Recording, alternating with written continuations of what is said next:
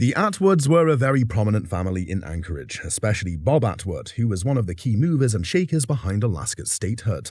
When the last Atwood passed away, the family began selling their property through estate sales, and the guest acquired this beautiful masterpiece there. When the last Atwood died, the Atwood Foundation was selling the house, and they had an invitation-only estate sale, and my mom got an invitation. This magnificent piece originates from Korea. The decoration is striking, featuring a dragon, a phoenix, and at the center, the Pearl of Wisdom, sometimes referred to as the Flaming Pearl. Furthermore, the surface has a rich dark caramel color, accented with tiny flecks of gold. It is further adorned with a rope twist brass border outlining all the intricate elements. Additionally, the piece includes polished shell fragments, resembling a speckled blend of caramel and dark brown shades of sea turtle shell. For items of this age, there are no restrictions regarding the use of sea turtle shell. One of Japan's great artistic achievements is the use of lacquer, and the dark color on this piece is indeed lacquer. From 1910 to 1945, Korea was annexed by Japan. While the exact date of this masterpiece is unknown, its craftsmanship reflects the aesthetic of that period. 1910 to 1945, Korea is annexed by Japan, and I'm wondering if this very high quality workmanship that we see on this. The symbolism on this piece represents marital harmony, a concept deeply rooted in the foundation of Korean society. If this piece were to appear at auction, given its historical significance, it would likely command a significant price of. I think for insurance purposes, I'd value this at $3,000. Wow. Oh my goodness. These are pieces of the Alaskan pipeline, cut out and transformed into art by union welders who worked on the project, making them for fun in their downtime. The guest's father and grandfather, both of whom worked on the pipeline, kept these unique pieces as mementos. My father and my grandfather ended up with a piece each. And so they both worked on the pipeline? They both worked on the pipeline. Well, and they're curved like the pipeline. Right. Curved. The construction of the Trans-Alaska Pipeline System, TAPS, began in 1975 and was completed in 1977, spanning 800 miles from Prudhoe Bay in the north to the southern port of Valdez. It was one of the largest and most ambitious engineering projects in U.S. history, designed to transport crude oil from the Arctic to refineries. The pipeline was 1975 to 1977 when it was being built, so these date from that time period. Building the pipeline posed extreme challenges, from permafrost and rugged terrain to severe weather conditions, requiring innovative construction techniques. At its peak, the project employed more than 70,000 workers, many of whom faced dangerous conditions but formed a close-knit community, with union welders at the heart of the operation. These welders would often use scrap materials to craft decorative items, such as these pieces, as a way to unwind after grueling shifts. Each piece reflects the craftsmanship and spirit of the workers who overcame harsh conditions to build a pipeline that would forever transform Alaska's economy. If these pieces were to appear at auction, given their direct connection to the pipeline and family provenance, each would be valued at. This is probably more like the $600 one, and that's probably more like the $400 one. Okay, I'll pass it on to my boys. Although this may seem like an ordinary pocket watch, it's actually a piece of royal appreciation. This is because the watch was given as a gift to a British consul by the King of Italy, King Victor Emmanuel III. The pocket watch was presented as an appreciation for negotiating a delicate matter. It also has a chronograph as well with a 30-minute recorder. Again, it's quite unusual to have the two complications involved in one watch made by a well-known company. From its appearance, the watch was made by the famous Swiss company Le Coutre. It's a specially engraved and gold enameled watch, befitting its owner. Interestingly, the watch not only tells time, but also has a fascinating feature. W.B. Ferris, former British consul in the Somali coast, in acknowledgement of thanks for the attention and care towards the Italian POWs when they came back from Abyssinia in the year 1897. In addition, for a watch made in the 19th century, it has a chronograph and a 30-minute recorder. From my point of view about this pocket watch, is not only the condition of the piece, but also the fact that it's retained its original box. Combined with its royal origin, the chronograph and recorder make this an exceptional timepiece. Moreover, the box has an interesting feature that complements the watch beautifully. The boxes have very often become separated from the watches. In here as well is the original design chain.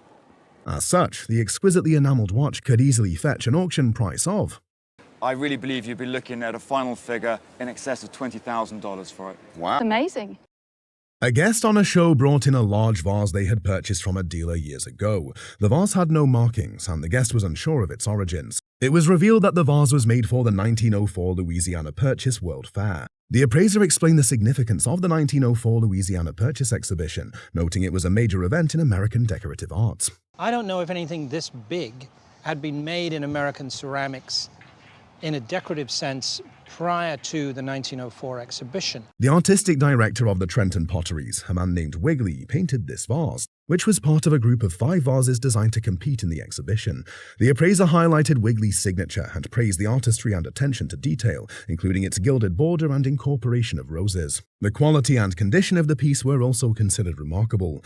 While unsure of its impact at the time, the appraiser emphasized that the vase symbolized American optimism and ambition. The guest mentioned that they had paid around $1,200 for the vase. Given the exquisite beauty of the piece, the appraiser suggested a retail value of, I think a fair retail price would be $25,000 today. Presented at this time are ancient deck logbooks belonging to the father of our guest. In about 1946 or 7, my father was an engineer in a paper mill that got a trainload of scrap paper from Washington. These deck logbooks date back to 1941. The earliest known ship's logs were kept by ancient mariners around 3000 BC. Deck logbooks are fascinating records that offer a glimpse into the history of ships and their voyages. This particular deck logbook was used on a warship as of December 1941. The ones for December 1941, and this one, for example, includes December 7th, 1941, Pearl Harbor Day. Deck logbooks typically contain information such as weather conditions, navigation data, ship operations, crew activities, incidents, visits, and more. These particular logbooks were likely written by an officer on watch and documented events that occurred on the USS Traver. Went to battle stations, Japanese conducting air raid on Pearl Harbor, opened with .50 caliber machine gun at close targets. Right. The USS Traver was a Gleaves-class destroyer in the United States Navy during World War II, participating in several significant battles and operations. Notably, the USS Traver earned 5 battle scars for its service during World War II, demonstrating its tremendous value to the nation. Considering the story behind these particular logbooks, they are expected to attract a value of, conservatively at auction, I would think $2,000 or $3,000 for the set. When you look at this chair, you might think it was crafted as recently as 2 years ago. However, this is a mid-century chair designed in 1966 by Warren Platner. Platner was an architect and interior designer, famously known for his modernist furniture style. This is designed by Warren Platner and distributed by Knoll Furniture. He's renowned for designing many notable buildings, including the Ford Foundation. Judging by the design, this chair could serve as a perfect emperor's throne. It's made from a mix of steel and nickel and was distributed by Knoll Furniture. You can tell from the design that the architectural expertise behind it is top-notch. It stands as one of Platner's rarer modernist works. Since it was created in 1966, this chair is still in excellent condition. This type of furniture design, mid-century modern, is one of the hottest areas right now. Because of this, at a chair auction, it could easily retail for the price of, well, this, more than $80, right? Okay, this one chair is $800 to $1,200. So multiply that times 4. Yeah. Imagine seeing a doll like this in the middle of the night. Yikes. As odd as the doll looks, it's an excellent piece of craftsmanship. The item is called an American folk art rag doll, and it was crafted using available materials. He doesn't look like Chucky in the movie, but it's what they call an American folk art rag doll. Okay. It was made to reflect the culture and tradition of African-American families. This particular doll has a hard-painted face with a realistic look. And with his oilcloth all hand-painted, he's faded down a little bit with age. Usually rag dolls also serve as symbols of procreation and fertility. This particular rag doll was crafted between the 1890s to 1900s. From history, the first versions of rag dolls were made by the Egyptians and Romans. As much as it looks scary, these dolls were used to provide comfort and security to younger children. At a folk art antique show, this American rag doll would be auctioned at, you would expect to pay at least $2,000 to $3,000 for him.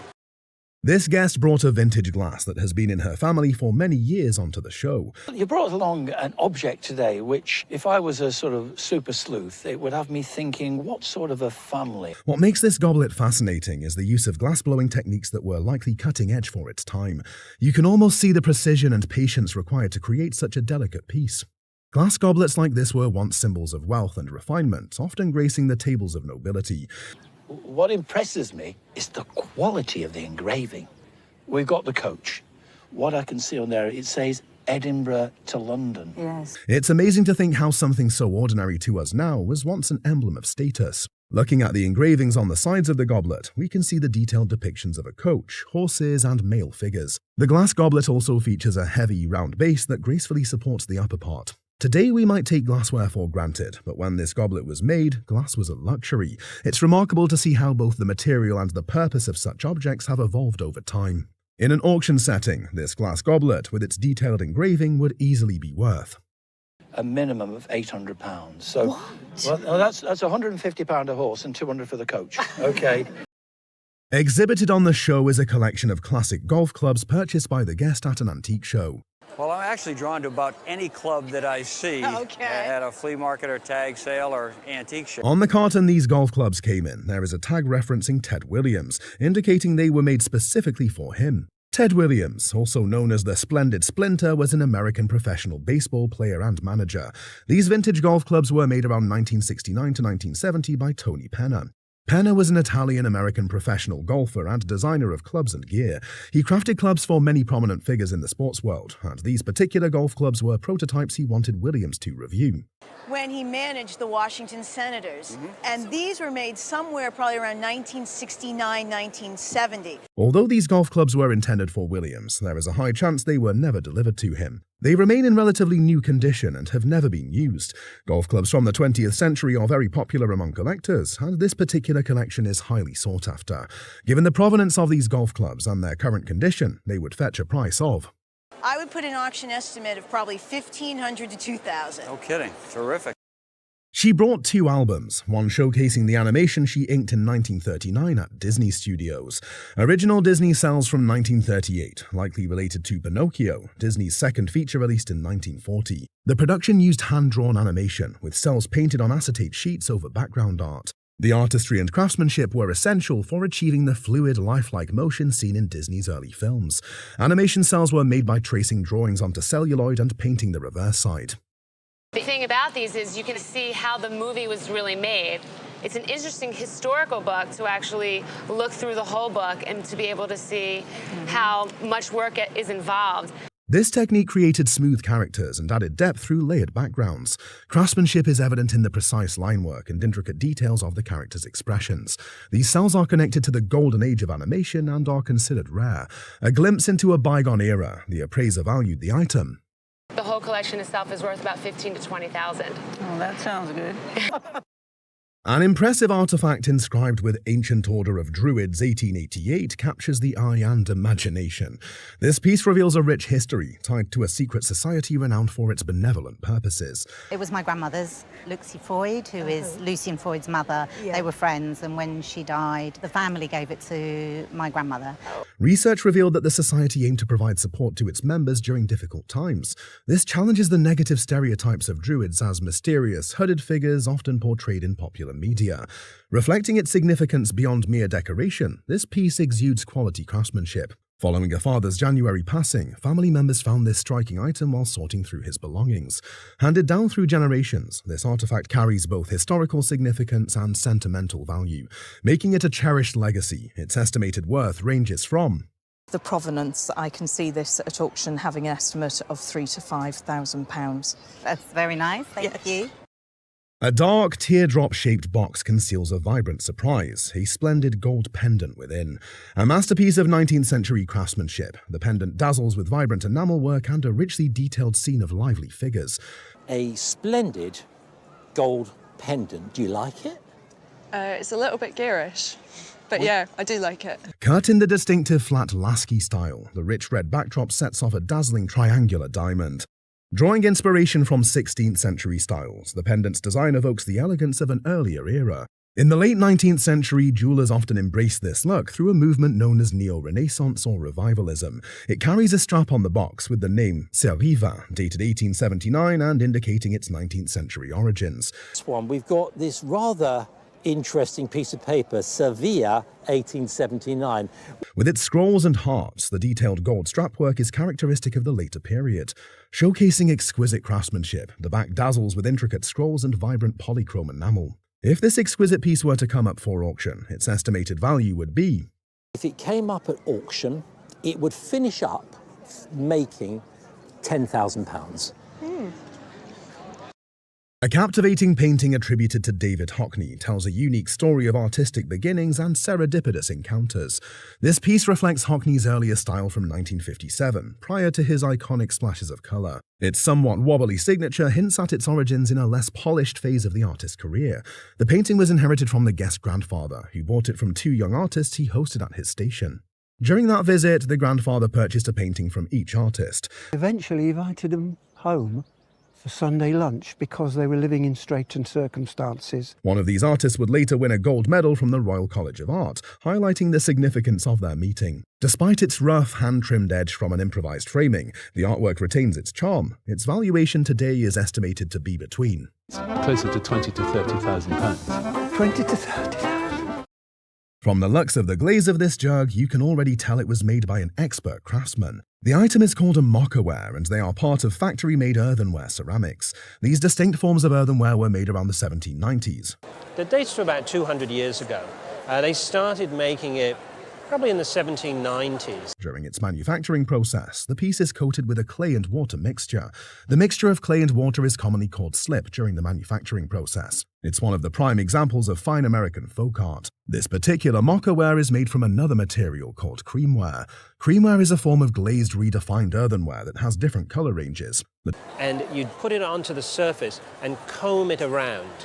You can make this kind of effect, which is a marbleizing, you could say. The design on this beautiful jug is a piece of art to behold.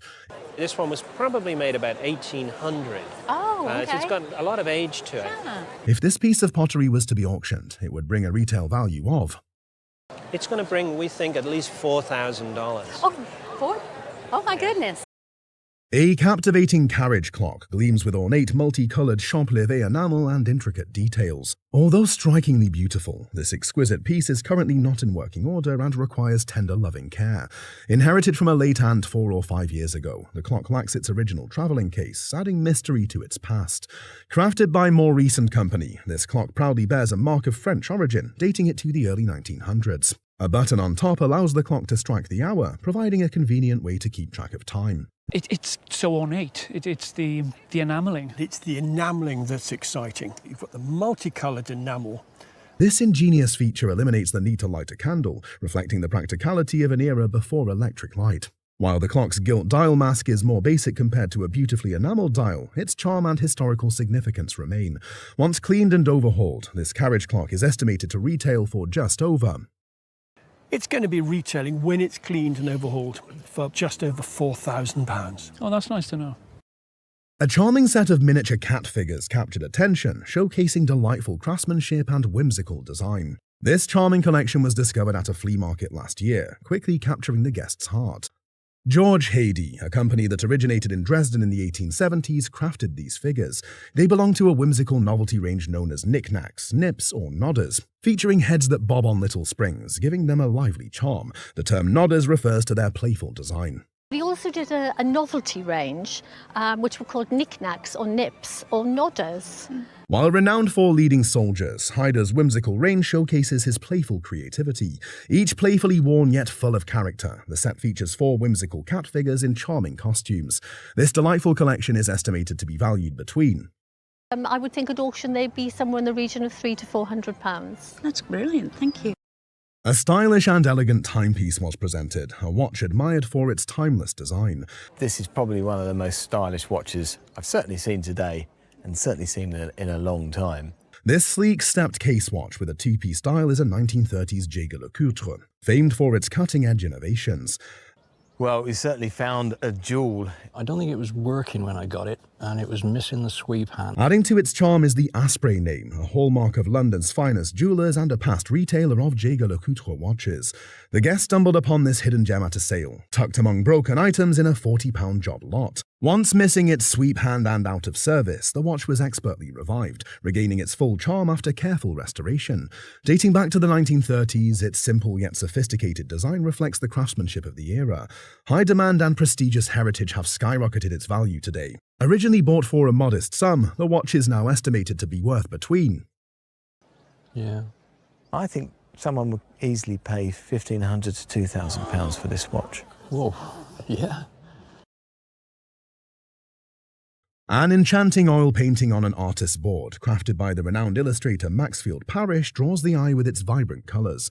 Intricate details weave a story, captivating anyone who gazes upon it. These elements beautifully showcase his meticulous layering technique, creating a visual masterpiece that draws the eye. I mean, think of these objects taking months and months to complete. Many of the colors might be created with 40 different layers of color. It's what we call glazes. Inscribed to a young admirer, the artwork dates back to 1906, showcasing Parrish's signature style. A heartfelt gift sparked by a young girl's admiration for his magical Arabian Nights illustrations. This piece has a heartfelt backstory, as it originally belonged to the guest's grandmother, who lived in Baraboo, Wisconsin. Is there really such a place as the land of Baraboo? And she lived in Baraboo, Wisconsin. After Parrish's playful letter doubting Baraboo's existence, the painting became a treasured family heirloom. It's further inscribed With to her. your grandmother. Really a fabulous thing. So the work here appears to be executed oil on artist board. So I read that he was famous for a certain color of blue, but this is not the... In today's market, however, the painting's estimated insurance value has significantly increased to approximately... In the market right now, in 2022, I would place the insurance value at $50,000. Wow. Exhibited on the show today is a sketchbook that once belonged to... It was sort of a working vacation that he made with his wife and 2 daughters. And it's just a record of his trip up the Oregon coast. Warren E. Rollins. Rollins was an American artist known as the Dean of the Santa Fe Art Colony. He lived in San Francisco and was the president of a prominent San Francisco institution at the time. The guest who brought this sketchbook to the show is the artist's great-grandson. This particular piece contains family photographs taken in and around Oakland, California. These are family photographs taken in and around Oakland, California. He lived primarily in Oakland and commuted from Oakland into his studio in San Francisco. He was also the president of the San Francisco Art Institute for a time. One of the sketches in the book is dated July 7, 1894, and depicts Clatsop Beach, Oregon. Another sketch, also of Clatsop Beach, is dated July 8, 1894, and similarly signed by the artist. Additionally, there is a third sketch of Clatsop Beach, signed and dated July 21, 1894. It's rare to find an old sketchbook like this in such excellent condition, making it a true collector's item. Clatsop, located, Warren's signature, and dated July 21st, 1894. It's so rare to get a sketchbook like this that hasn't been broken up. As a signed sketchbook by Warren Rollins, this piece is highly sought after, and in this condition, it holds significant value. Taken in the aggregate, all 30 at auction, we believe, would have a value of $6,000 to $8,000. My goodness. A glass vase was bought by a guest in an Orrefors, Swedish, to be appraised. He shared that they purchased it at a thrift shop auction for $100, attracted by its unique design featuring chameleons and vibrant colors. The vase, signed by renowned artist Edvin Öström, also includes a date code, 143E, which signifies its production period between 1939 and 1950. This particular vase is part of the Ariel collection, a distinct line developed by Öström, Vikke Lindstrand, and master glassblower Gustav Bergqvist. The Ariel technique involves trapping air between layers of molten glass, creating bubbles and intricate designs. The vase is also notable for its aventurine, tiny green sparkles embedded in the glass, adding to its rarity. The appraiser highlighted the vase's original shape, noting its unusual foot design and flawless condition. Weighing an impressive 15 pounds, it stands out as one of the heaviest vases appraised. With its rich history and craftsmanship, the guest's $100 investment proved to be a great find. Your $100 investment, you did really well. You want to know how well? How well? I think in a retail shop that this could sell for $35,000 to $45,000. The appraiser concluded by revealing the vase's significant value, estimated at $35,000 to $45,000. The guest brought in a sideboard that has been in his family for several generations since the 1790s. It has a beautiful 2-board top. It's S-curved in shape, and the wood is still in good shape. The drawers are all inlaid with tombstone motif, as well as the doors. Downwards, you see the beautiful mahogany and the original brasses used on the handles. The mahogany finish strings down to the legs with the cuffs, confirming its origin as a New York federal furniture design. During the Depression in the 1930s, Israel Sack, a Lithuanian-American antiques dealer that collected furniture, appraised this furniture for $2,500, which was a lot of money at the time. However, it has been cleaned and refinished, and some missing cuffs in the legs replaced. In perfect condition, this sideboard would fetch $125,000, but due to the repairs on the legs, its value would be around. But because it is replaced, it would pretty much take the value of this in half, down around 60,000 or so. But that's because collectors today like to have all the original parts. I'm pleased. Most people have little understanding of how appraisers determine the value of art, antiques, and memorabilia. The experts explain the appraisal process for art, antiques, and memorabilia. And what we do, we actually use a method. And it's very simple. Just think of it like real estate. If you're looking to buy a house in a particular neighborhood, you're going to look at the value of that house, and you're going to look at what other houses sold for, and then you're going to compare it. She emphasizes that appraisers begin by examining the item's condition, taking note of any damage or restorations. Provenance, or the history of ownership, is also critical in establishing an item's value. Appraisers consider market trends and demand, researching recent sales of comparable pieces. Rarity significantly affects value, with age and scarcity being key factors. That's historical importance and enduring legacy, its rarity, its condition, its desirability, its provenance, and its authenticity. Specialized knowledge in certain categories enhances the appraisal process, allowing experts to make informed decisions. They utilize reference materials, auction records, and historical data to guide their evaluations. The broader context, including cultural significance and artistic merit, can further influence pricing. Ultimately, the appraisal combines objective analysis with subjective judgment. The final valuation reflects a thorough understanding of all these elements, providing insight into the item's true worth. This storage cabinet is a must-have in every home because it's simple and functional. The guest bought this beautiful piece at an auction for $15. It was designed by Charles and Ray Eames. The cabinet is designed by Charles Eames for the Herman Miller Furniture Company in the original catalog from 1952. In the original catalog from the 1950, this exact model was known as the ESU 420N. Since the cabinet was complex for consumers to assemble, the assembly was done at the Herman Miller factory in Zeeland, Michigan. One of the primary faults of this design is that the legs are extremely narrow, making the cabinet unstable and not suited for easy lateral movement. The N designation is for the neutral color palette. 400 is because of the 400 series, and 20 designation is for the drawers and door combination. The label indicates that the cabinet was redesigned in 1953. The reason I know this is from between 1950 and 1952 is that in 1953, this entire cabinet was redesigned. Oh. At auction, this storage unit is expected to go for. At auction, which is probably the most common place that these would show up today, I think this would sell for about $20,000. What? Really? Yes. Really? Yeah. This antique has been in the guest's family for over 100 years. Her great-great-uncle shipped it along with his belongings from India, where he was stationed. From there, it passed through the family until it finally came to her. For a long time, the owner believed it was of Chinese origin. The appraiser tells her otherwise. Asian, but it happens to be Japanese. Oh, interesting. Now, if you notice, he has swords, samurai swords. Okay, that's good to know. And his robes have Japanese decoration on them. The Japanese samurai tiger figure is from the Meiji period, which lasted from 1868 to 1912. The samurai tiger is in perfect condition, which left the appraiser amazed. And it's a beautiful piece, and it's in perfect condition.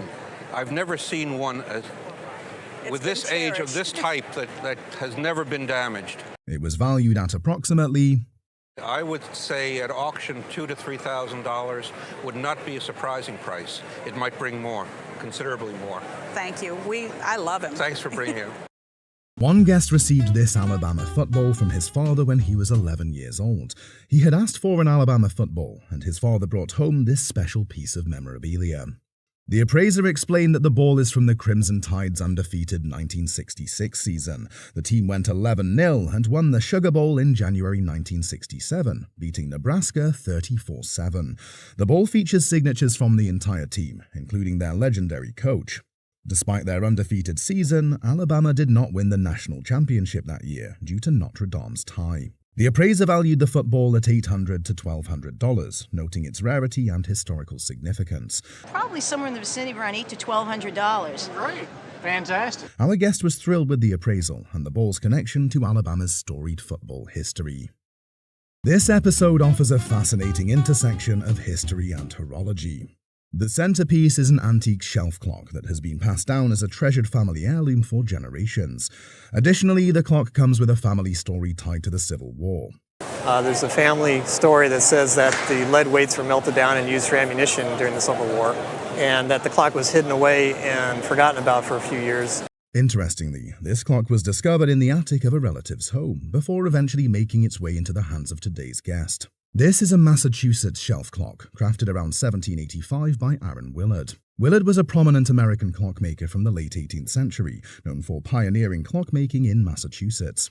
Aaron Willard was born in 1757 and died in 1844. He had three other brothers, Simon, Ephraim, and Benjamin, that worked with him in Grafton, Massachusetts. Several design features mark this clock's early origins, such as its distinctive case-on-case structure. This case here, and then these brass feet.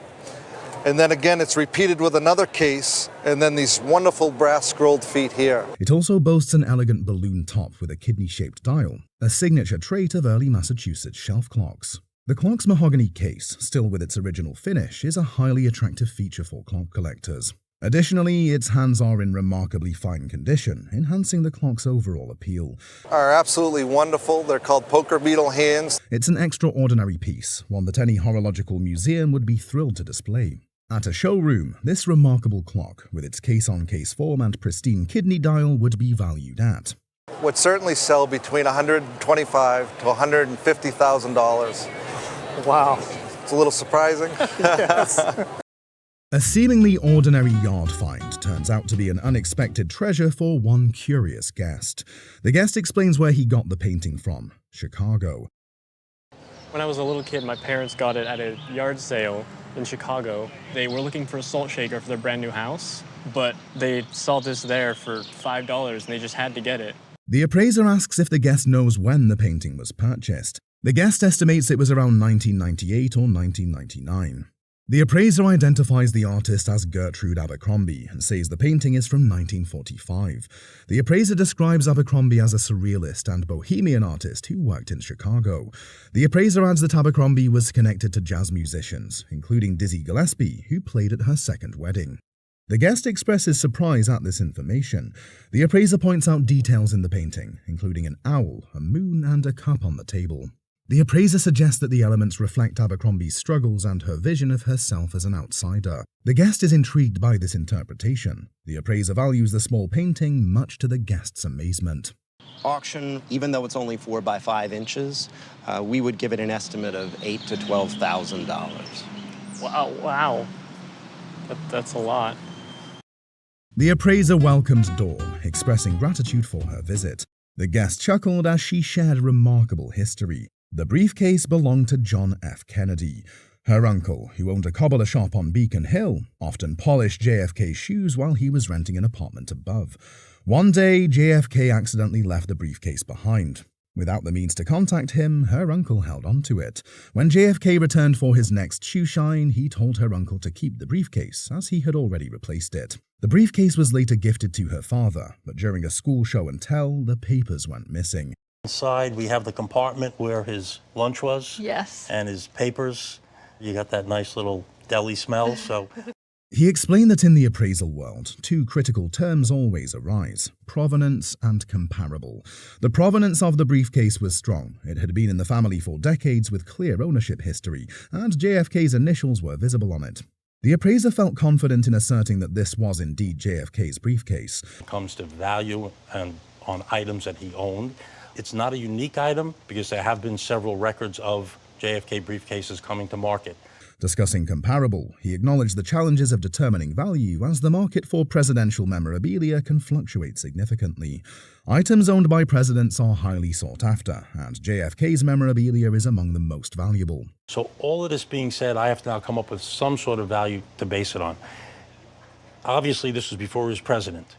After careful consideration, the appraiser estimated the value of the briefcase to be between $20,000 and $30,000. If it was a presidential briefcase, I think the value would be higher, but all things put into perspective based on other auction records, it would probably put an estimate somewhere between $20,000 and $30,000. Wow. It's a great piece of American history. The guest expressed her gratitude and excitement, sharing how much she appreciated seeing the briefcase in person. This beautiful timepiece, once owned by the guest's uncle, holds a special place in their family's heritage. The story is when my father died, my uncle came to live with my mother, and when he died, it was left in my mother's care. The timepiece resurfaced when the guest was organizing his mother's possessions following her move to a nursing facility. The watch was in a polydent box in the cabinet. I shook the box and I said, "There's something in there." I opened it up, and there was the watch. A refined engraving of Eton adorns the dial of this watch. I'm not from Toronto or Canada. Eaton's is a department store. It was a major department store at one time.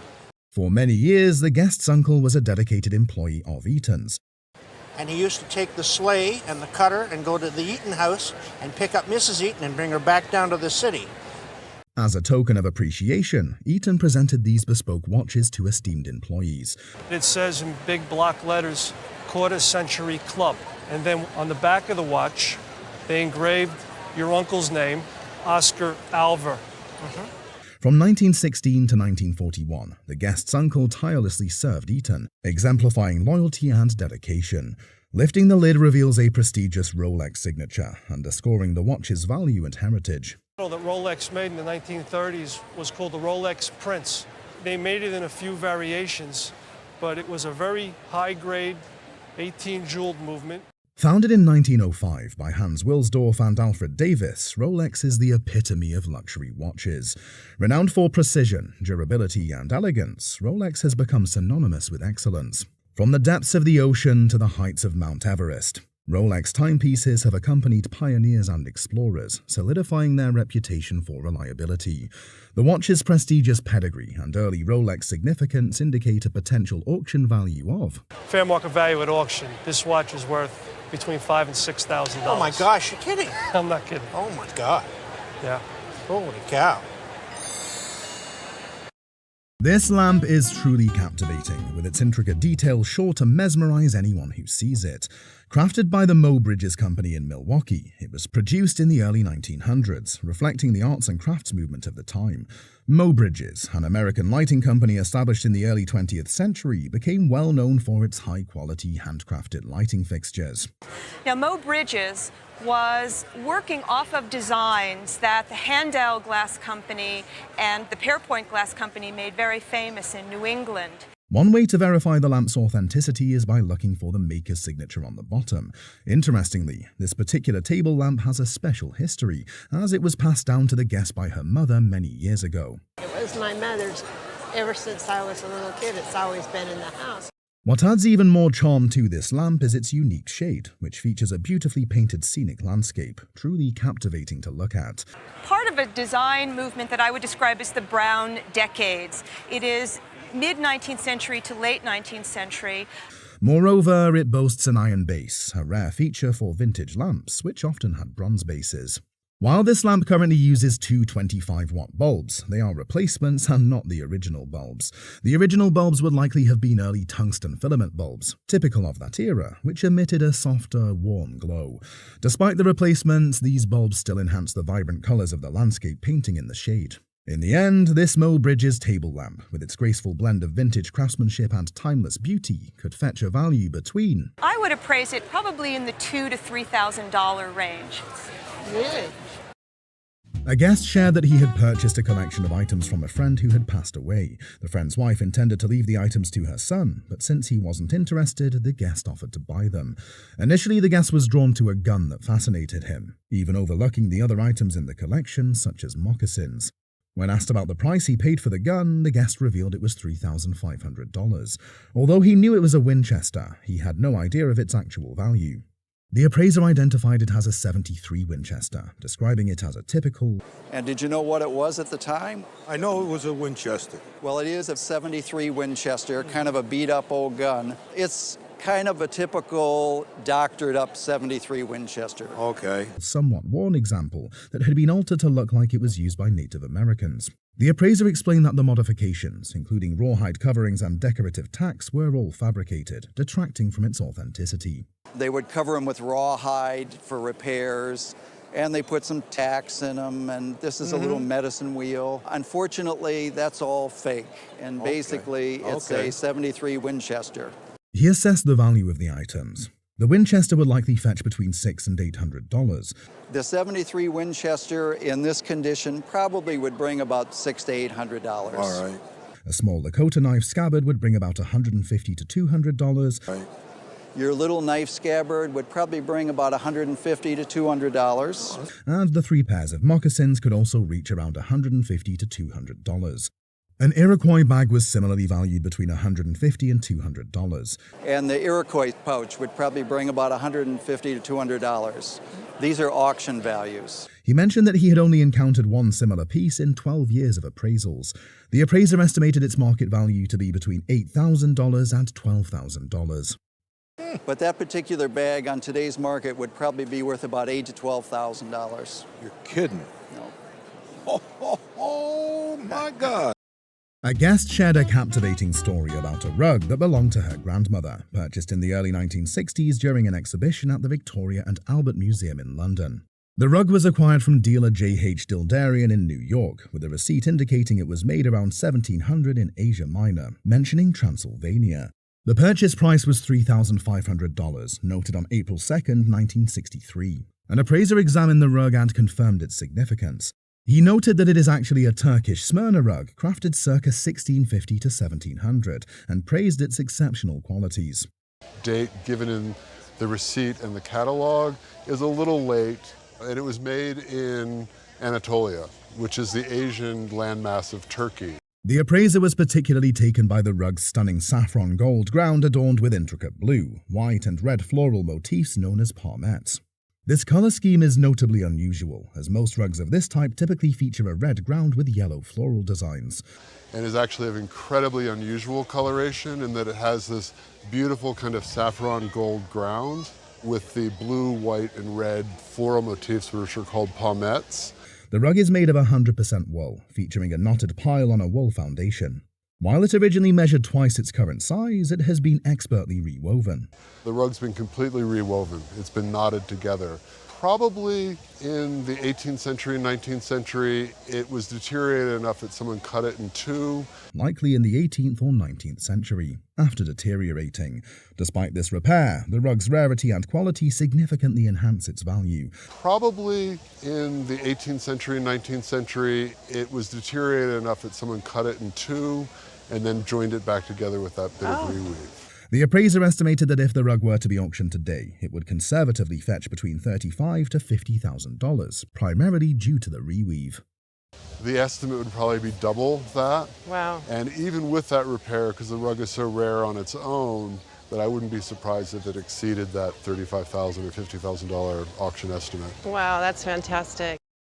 3 remarkable pieces of historical weaponry were presented, each representing a unique element of South Asian arms and armor. A striking 19th century katar, or punch dagger, from Rajasthan boasts a thick Damascus steel blade engineered to pierce armor. So the one closest to you is a weapon known as a katar, and it's unique to the Indian subcontinent, made in the 19th century in Rajasthan. Decorated with gold, it likely served as a status symbol for an important figure, worn at court rather than used in battle. Next, a stunning 19th century chakram from Lahore, adorned in gold, captured the essence of the Sikh kingdom's grandeur. Worn atop turbans of elite Sikh warriors, this piece epitomizes ceremonial grandeur over functionality, a true emblem of power and prestige. A vibrant buffalo hide shield from Ahmedabad, adorned with a striking starburst, highlights exquisite craftsmanship. Buffalo hide, decorated with coloured shellac, as you can see, and it's a really vibrant green colour through many layers of shellac. Likely made as a gift from Indian royalty to Western dignitaries, this piece is more decorative than combative. Altogether, these extraordinary treasures from South Asia's rich history command a stunning collective value of... So we have basic £3,000, Yep. better 8,000, Yep. and it's the chakram, the best at 12,000. It is. Imagine living in a time when women were denied the basic right to vote. The item showcased here transports us back to that era. Featured in the exhibition is a vintage women's suffrage poster, capturing the frustration and hope of millions who stood up against injustice with the help of the American suffrage movement. The women's suffrage movement was the movement to give women the right to vote. And it was gaining speed in America. America was not one of the first countries to ratify that right. We sort of came to that realization slowly. The poster was purchased by a guest who is an avid collector of antique posters. And I found this, and I had never seen a women's suffrage poster before, so I was very interested. I bought it, and then I tried to research it. This particular poster, created by Evelyn Rumsey Carey around 1905 to 1910, bears her name in the bottom left corner. Carey was a Buffalo native and a patron of the arts, and she contributed to the national suffrage movement through her artwork. The poster depicts an elegant feminine figure rising from the earth in front of a prominent building. Near the base of the poster, there's a quotation from Proverbs 31:31 in the Bible. Although this is an original piece, signs of wear are visible due to its age. There's a lot of little areas where water has gotten in and it's begun to become eroded. This is metallic gold ink. So I think the water was reacting with the metallic gold. Original suffrage posters from the early 20th century are incredibly rare, making this item highly valuable. This poster, created during a time when struggle for women's rights was gaining momentum, captures a powerful moment in history and would easily be worth... I would estimate it at auction at $10,000 to $15,000 and really think that's just the beginning.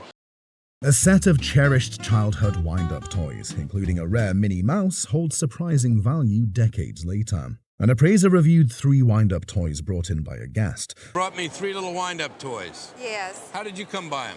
All 3 belong to my dad. The guest shared that her father received the toys in the late 1930s from a gift exchange. The toys featured Charlie McCarthy, Pinocchio, and Minnie Mouse, all well-known characters. Charlie McCarthy was a famous radio character. Entertainment. You have Charlie McCarthy, who was very big on the radio and also in the funny strips. While Pinocchio came from a Disney movie. Minnie Mouse, Mickey's girlfriend, was rarer and highly collectible. These would be around $150 each, which isn't too bad. Now, this one is a little different story. The appraiser noted that the Charlie McCarthy and Pinocchio toys were made of lithographed tin. Each of these tin wind-ups was valued at about $150 due to their condition. The Minnie Mouse toy was made of fragile celluloid plastic, which is rare to find today. The appraiser revealed that it's worth about $2,700 at auction. He emphasized the rarity of finding this toy in such pristine shape. The guest was surprised by the high value of the Minnie Mouse toy. She was the first at the yard sale and bought it for $25. This Tiffany Studios lamp base from 1900 shows the brand's signature craftsmanship. The bronze base showcases floral and leaf details typical of the Art Nouveau movement. The base has intricate green and turquoise mosaic tile work, reflecting Tiffany's natural motifs. It's called an arrowhead, and it's a bronze and a mosaic base. This piece underwent changes over the years. It was originally intended to be used as an oil lamp, and at some point, maybe in the 30s, I don't know, someone put on this base on the bottom. Louis Comfort Tiffany, founder of Tiffany Studios, was known for his innovative colored glass. This lamp base likely features Tiffany's Favril glass, inspired by nature and Japanese art. The jewel-like design offers soft illumination and showcases the glass and metalwork. Its exquisite design prompted the appraiser to value the item. I would put a value of this at $50,000. What? Yes. What? Yes. Oh my God! You're kidding! Oh my God! I'm definitely not kidding. Oh my God! This book belonged to his great-uncle, who passed away in 1997, and his father inherited it. The first U.S. edition of Jules Verne's 20,000 Leagues Under the Seas, published in 1873. This edition features a green cloth cover with gold and black embossing, making it rare. You've got an American edition with an imprint of 1873. And so if you look down here, it says Boston, James Osgood and Company, 1873. This edition, published by James R. Osgood & Co. in Boston, introduced Verne's Nautilus and Captain Nemo to America. This edition is unique for using C's in the title, later standardized to C. The book includes illustrations, a hallmark of Jules Verne's works, enhancing the story. 20,000 Leagues Under the Sea is a celebrated work in Verne's Extraordinary Voyages series. The story presents an adventurous underwater journey, exploring curiosity and humanity's relationship with nature. Due to its unique features and significance, the appraiser valued the item $10,000 to $15,000 at auction. So I think even though you think you're a collector, your wife's a little bit better at this she's than got better you are. eye. Yeah, she's got better taste. Did you know that authentic Tsarist-era Russian cloisonné pieces can sell for up to 3 times their initial value? This guest presented an exquisite punch bowl with a ladle, inherited from their mother, which had baffled experts due to an odd marking on the bottom. The appraiser identified it as Russian enamel silver, featuring intricate cloisonné workware glass paste heated within delicate metal partitions. The piece showcases 84-grade Russian silver, although some gilding has diminished, likely due to frequent polishing. The obliterated marking suggests an attempt to misrepresent the piece as Fabergé, a renowned name in the craft, while it may have been crafted by a lesser-known maker like Ovchinnikov. Dating back to the Tsarist era, the bowl likely originated around 1890. The appraiser estimated a retail value of, I think a good retail price on this would be $40,000. 40,000, yes, retail. My goodness. For comparison's sake, the appraiser notes, If this were an actual Fabergé piece, it would probably be worth $100,000 to $150,000. Overall, the bowl represents both artistic beauty and historical significance, making it a remarkable treasure. A piece of French Art Nouveau glass was brought in by the guest. It had been purchased by her husband for $20 to $30. The piece was identified as an unsigned work by Ernest Yeveillé and Eugène Rousseau, French glass artists. Their work was highly decorative, often featuring nature-inspired motifs and intricate craftsmanship. The appraiser explained that the artists worked from the 1880s to the early 1900s. The particular piece being unsigned was common for these artists. The glass was made using a technique where colored inclusions, in this case red and white, were added to the blown glass to enhance its appearance. After the glass was blown, it was wheel carved with flowing designs and then fire polished to give it a glossy finish. The design was continuous, wrapping around the entire piece, with veining visible on all sides. The piece had minor damage, including a small chip on the back and another on the base. The appraiser admired the incredible high quality of the glass. The nice thing about the French is they used a lot of lead, so when you pick this thing up, it weighs a ton. So it's a nice quality glass. It was suggested that professional restoration could increase the piece's value by 50% or more. However, in its current condition, the appraised value was... The value in its condition right now is, I would say, retail between $3,000 and $4,000. Really? This illustration reflects the artist's expertise in capturing action, adventure, and drama. Harry F. Fudd was an American illustrator, known for pulp magazine covers, book illustrations, and advertising art. He did one cover for Saturday Evening Post, and he worked for several ad agencies as far as I'm able to research and find out, because he died in 1946. Right. You can see the dynamic composition and vibrant colors in this collection. Rudd worked on covers for Liberty magazine and created interior ads for Everybody's magazine. The medium is likely watercolor or gouache on paper. Over the years, numerous galleries have emerged in New York, offering unique works by illustrators. Over the last 5 years, several galleries have sprung up in New York, selling original artwork from illustrators. Now, of course, the great names of Rockwell and Leyendecker, they were always valuable. This piece is expected to sell in the range of $4,000 to $5,000. Something like this at one of the auctions or the galleries that I was talking about would sell in the range of $4,000 to $5,000. Wow. For one piece of original artwork.